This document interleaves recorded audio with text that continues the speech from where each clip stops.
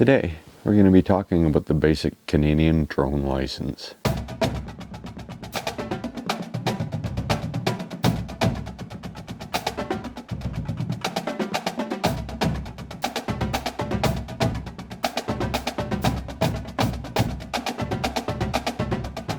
Hey guys, welcome to the video. I hope you're doing well. If you're new here, my name is Mike. If you're a returning viewer, my name is still Mike, but you would have known that already. So I got a request from a viewer the other day to talk about the knowledge requirements for the basic license in Canada.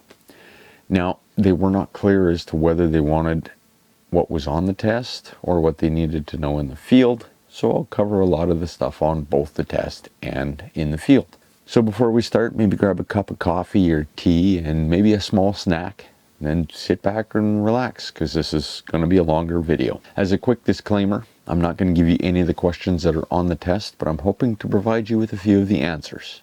You will need to figure out which questions they're for on your own. This video is also only going to cover the rules for basic operations. I'll not be talking about sub 250 gram drones. I covered that already. I'll leave a link up here and in the description if you want to check out that video after this one. Also not be covering any of the advanced operation knowledge requirements. So the first question that needs to be answered is, do I even need a drone license? If it's over 250 grams, yes you do. So, do you need a basic license or an advanced license? Well, if you're flying in uncontrolled airspace more than 30 meters and not over bystanders, more than 3 nautical miles from an airport and more than 1 nautical mile from a heliport, you need a basic license. This is an inclusive list. If you're flying over bystanders nowhere near an airport or heliport and in uncontrolled airspace, you need an advanced license. So the things they'll ask you on the test include air law and traffic rules and procedures.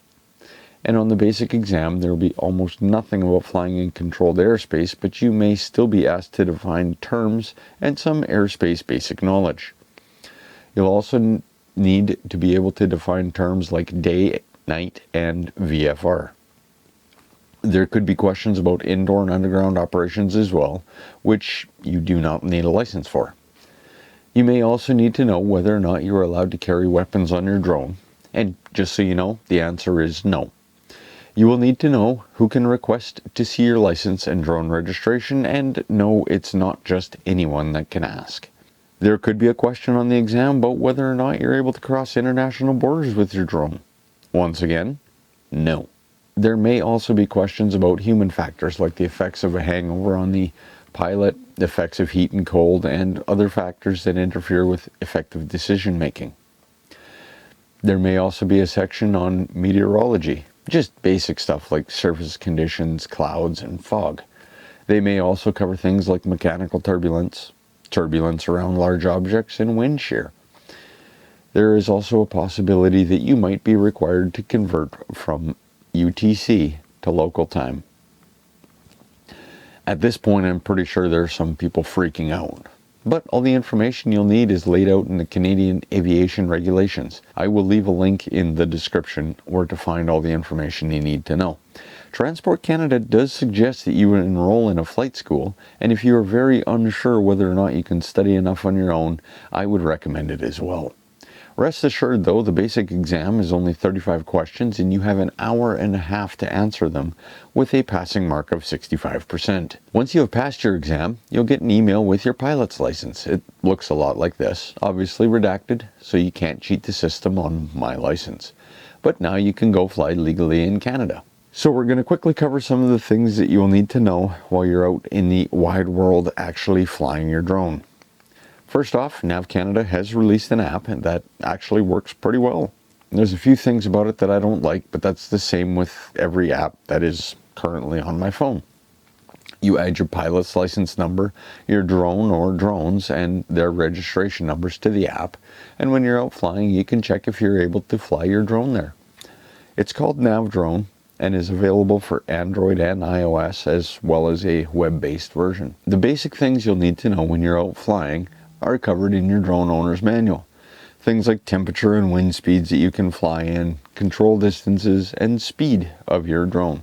Now, as a responsible drone pilot, you're required by Canadian law to stay within the manufacturer's specifications. So let's say the maximum wind speed of your drone is 25 kilometers per hour. You're not legally allowed to fly if the wind speed is 26 kilometers an hour.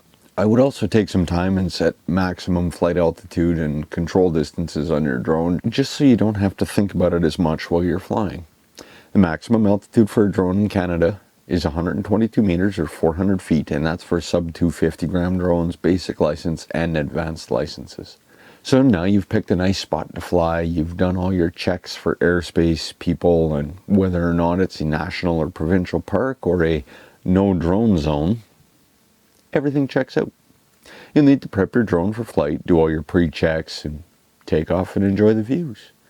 I would go more into depth on this, but there are so many different drones out there that this video would quickly become hours long if I went over each drone.